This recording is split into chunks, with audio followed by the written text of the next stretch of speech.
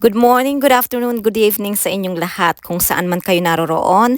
Sana'y nasa mabuti kayong kalagayan. Eklesiastiko pong muli. Ngayon ang content natin ay patungkol dito sa gustong-gustong maging viral ng batas natin community. Ang death threat / death wish issue. Let's start. Kasi paparatangan ako na sinasabi ko at inaako ko daw na gusto kong patayin ni Raffy Tulfo, na may death threat daw si Raffy Tulfo sa akin. Nararamdaman nyo na ba ang takot ni Atty. Libayan? May nalabag nga ba siya sa batas at pwede siyang makasuhan ng cyber libel? Pakinggan natin at i-analyze nating mabuti. Sinasabi ko at inaako ko daw na gusto kong patayin ni Raffy Tulfo, na may death threat daw si Raffy Tulfo sa akin. Si Libayan parang may amnesia, nakalimutan na niya yung mga sinabi niya sa mga content niya. Samantalang ang sinabi ko naman, at paulit-ulit sa mga videos ko, yung paulit-ulit na videos na ginawa ko ay death wish. Death wish nga lang ba? O nagpapalusot ka na lang? Ito ipapaalala lang namin sa mga kabatas mo at sa iyo na rin. That's a death threat, death wish on me by a senator with 27 million subscribers. O diba sobrang linaw ng sinabi ni Libayan? Rewind nga natin.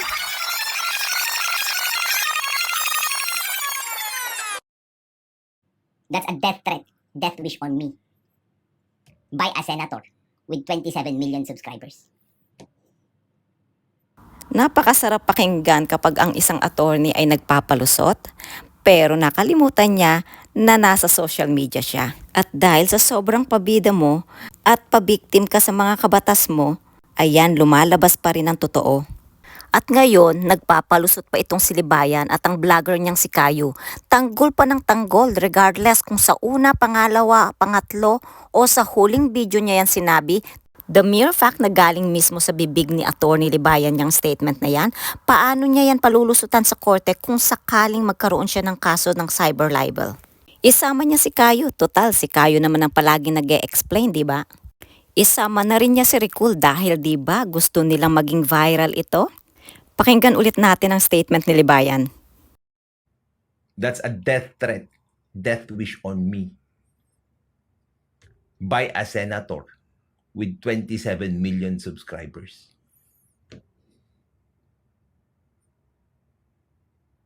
Kunwari, sinabi ko, that's a death threat, death wish on me by an attorney with 400k subscribers. Sa tingin nyo, paninirang puri yon? Sa tingin nyo ba, pwede akong makasuhan ng cyber libel?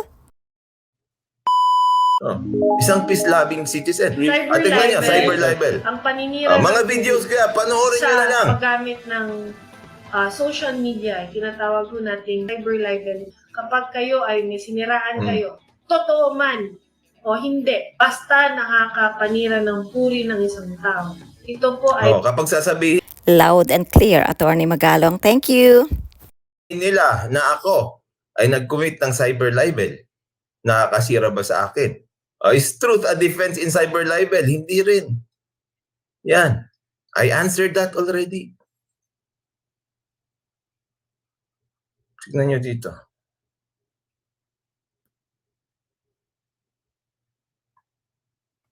Sa tingin nyo ba may katotohanan o may concrete evidence ba sa sinabi ni Libayan na that's a death threat, death wish by a senator with 26 million subscribers? O ang sinabi na yan ni Atty. Libayan ay may malis at pasok sa paninirang puri? Moment of truth. Takot ba ako sa cyber libel? Takot ako sa cyber libel.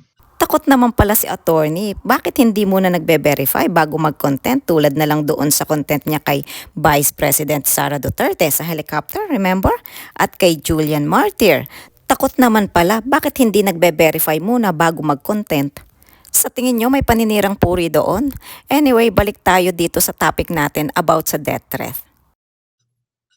Correct. Kaya hindi ko yon ginagawa. Kaya hindi ko yon ginagawa. Hindi mo ginagawa? Hindi ba tinawag mo rin akong PDF file protector? Kahit walang katotohanan at wala kang ebidensya? Hindi raw ginagawa pero nagawa mo yan kay Julian Martir. Paninirang puri yun, hindi ba, attorney? At pati kay Vice President Sara Duterte doon sa helicopter. At ngayon, itong death threat issue. Ilang content sinabi mo pa na may death threat ka dahil sa ginawa ni Raffy Tulfo kaya hindi ka nak-attend ng hearing. At ang palusot mo, death threat sa comment section. Tandaan mo, para kang halimaw dyan sa channel mo na binabatikos mo kung sino-sinong tao. Hindi ba matapang ka? Bakit ngayon naging onion skin ka? Attorney, bakit hindi mo dinaan sa tamang proseso? Di ba lagi mo sinasabi, si Raffy Tulfo hindi dumadaan sa proseso? Bakit ikaw dinaan mo lang sa social media? Payo ka ng payo pero ikaw mismo ang lumalabag sa tamang proseso. Dapat kinasuhan mo, hindi yung nag-content ka ng nag-content. Tapos papalusutan mo na death wish lang. Tapos ngayon sasabihin mo, paparatangan ka. Sa tingin mo si Atty. Villamor at si Atty. Tikman, hindi nila alam ang sinasabi at ginagawa nila?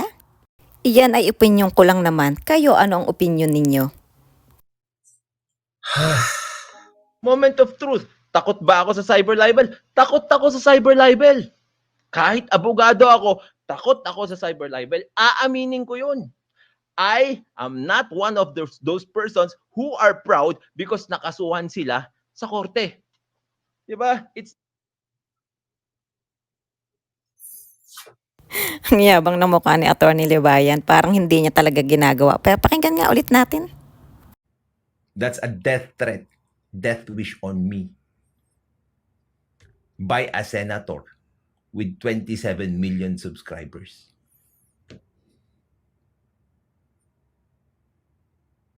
Death wish lang ba yan o yung statement na yan ay may malis? Pasok nga ba yan sa cyber libel? Kayo, ano ang opinion ninyo? Abangan na lang natin ang susunod na mga kabanata. Hanggang dito na lang muna. Salamat sa pakikinig. Ingat! Bye!